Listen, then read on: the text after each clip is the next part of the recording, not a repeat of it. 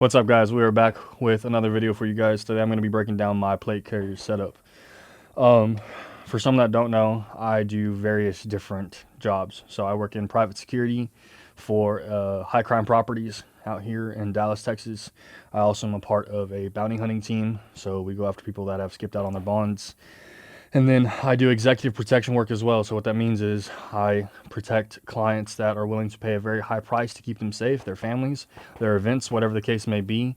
So with those three jobs, I like to have a few different setups. I have my regular traditional, navy blue vest that looks very nice and professional. And then if I want something more tactical, I go on with my plate carrier. So y'all are going to be super disappointed in me. I'm already switching plate carriers. I've already ordered another one. I'll do another breakdown in another video for that. But this is an Amazon plate carrier. It is not the best quality. I do not recommend getting plate carriers off Amazon. But for what I needed it for at the time being, it works and it works well. I have done some of my own customization. I have tightened up and replaced the pads for a little bit thicker ones. So comfortability is a big thing for me. I like to wear something and know that I can wear it for multiple hours on end. If I need to wear it for 10, 12, 14 hours, hell, maybe even a full 24. I want to know that I can wear it, and at the end of it, when I take it off, I'm not so beat up where I'm just dreading going home or I'm just dreading ever wearing this again. So comfortability is super big for me, so thicker pads just to help with the shoulders. And then same thing kind of with the front and back piece. I do have level 4 armor in there. So level 4 armor, I don't remember the brand. I got it from a store called Shields here in Texas. It's rated for 5.56, 223, 308, 9 mil, 10 mil, 45. So many different ranges of bullets. But to go into the setup itself, everyone's setup is going to be different. Mine is for purposes of what I do for work. Okay, this is not like my end-all be-all plate carrier where, like, if shit hits the fan and the world's going to crap, what am I grabbing? This would be something that I would wear for one of those three jobs that I said earlier. So to kind of go over the setup, pretty self-explanatory, but to start from y'all's left to right, or right to left, whatever, I go 2 pistol mags on the side. So these are just my Smith & Wesson traditional mags. These are 17 plus 5, so it's 22 rounds in each.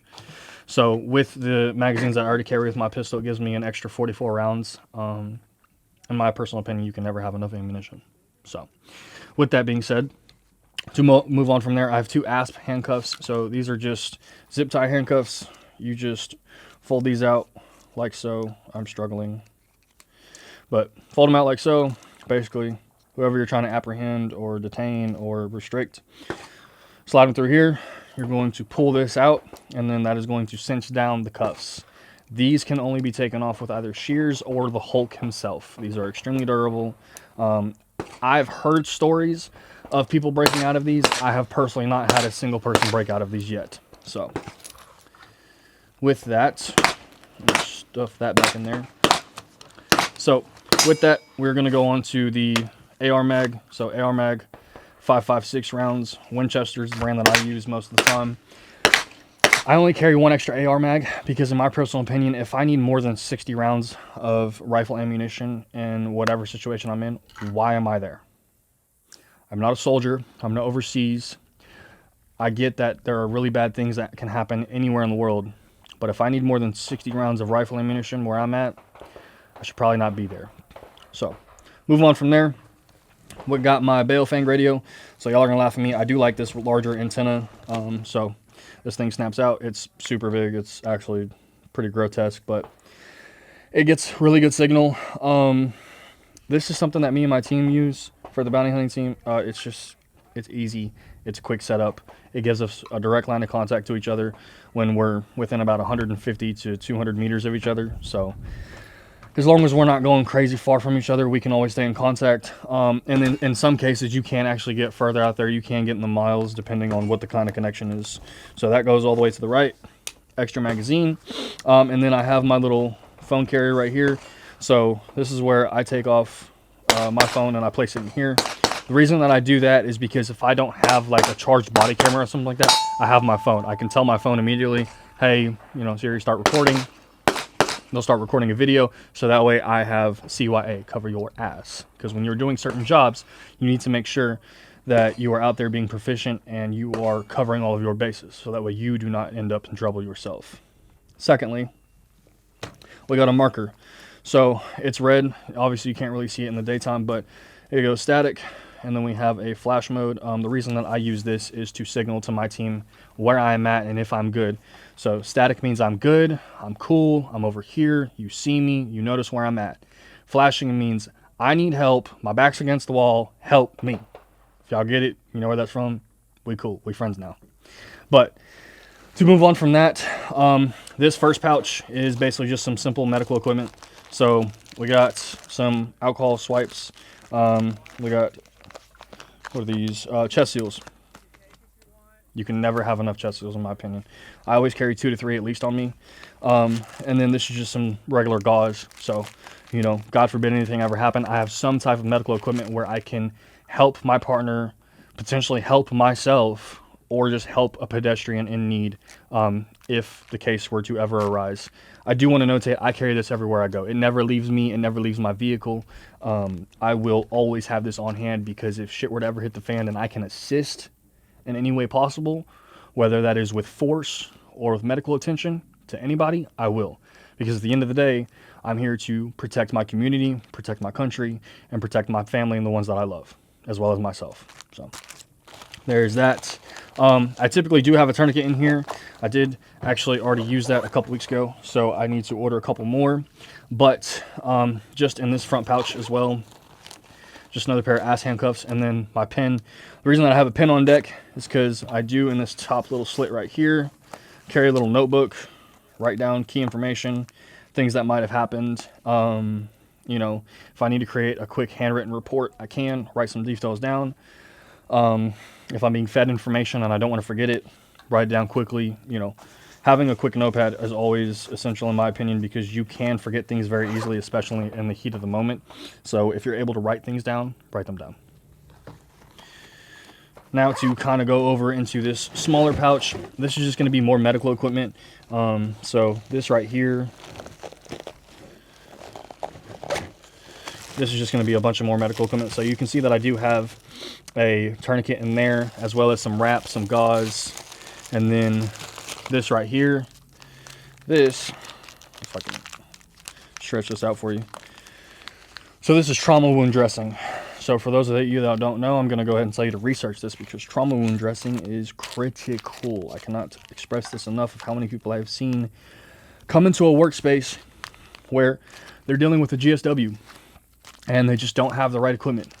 Me personally, I have dealt with quite a few GSWs within the last 18 months, and I have seen actual police officers not even have a tourniquet on them. That's super sad, but that's nothing against them. That's me personally against the department making sure that their officers are not up to date on everything that they need to have. But I will say this, police do have an extremely stressful job. I'm not going to knock them completely, but I will say this. If you're going to wear a gun, a badge for your profession, I would highly recommend always carrying 2 tourniquets. Me personally, I carry 1 tourniquet on my gun holster right here, and then I also carry 1 on my vest. If I can, I'll even carry a 3rd one. Maybe in my pocket, maybe in my cargo pocket, maybe in my back pocket. Maybe I can, you know, slip it into the inside of my vest. You know, anywhere that I can fit a 3rd tourniquet, because at the end of the day, let's say I get wounded, okay, and I get shot in both legs, okay? I tourniquet both legs, and then I get shot in my left arm, but I still got my right arm, right? So I'm still able to defend myself and do whatever I need to do, or vice versa. That's another thing.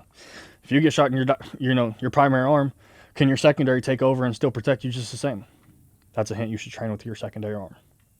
So with that being said, minimum 2 tourniquets. If you take anything away from this, 2 tourniquets at all times, and chest seals for your medical equipment. But overall, the weight for this is going to be close to 30 pounds. It's like 28 something. I'm 6'2", 240.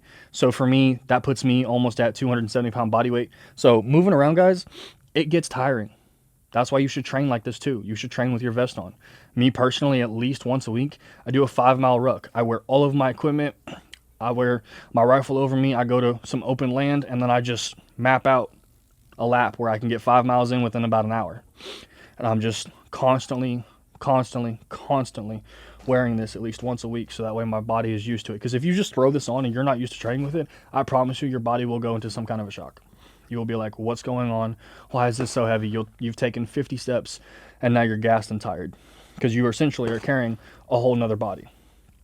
So with that, guys, that's my plate carrier setup. Like I said, I'm going to get another one, and it's going to be a little bit better quality. I'm looking at a couple different brands right now. But overall, I think the plate carrier setup that I'm going to come with is going to be a lot nicer, and it's going to be more proficient into just overall look and durability long term. I will say that this cummerbund right here is absolute crap. This thing is flimsy. It is not good at all. I do not like it. That is why I have not set anything up on the side of it, because the first time that I set up something, one of these MOLLE pouches actually ripped out, and I had to order a whole nother cummerbund from the same company. So don't buy Amazon. This is just what I have right now. But like I said, guys, I'll be upgrading here shortly. But that's just kind of my plate carrier setup. Guys, like, comment, subscribe. If you guys want to see something, please drop it down. I want to bring you guys content that y'all can relate to, that y'all can engage with. I want to bring content that is going to, you know, kind of even make me better. You know, what can I do better to improve my own things? And if you guys have any advice, drop it. I'm not the best at anything. Maybe a couple things. But at the end of the day, always here to learn. So with that, guys, that's the plate carrier setup. I hope you all have a good day. Have a good night, and we'll see you all on the next one. Peace.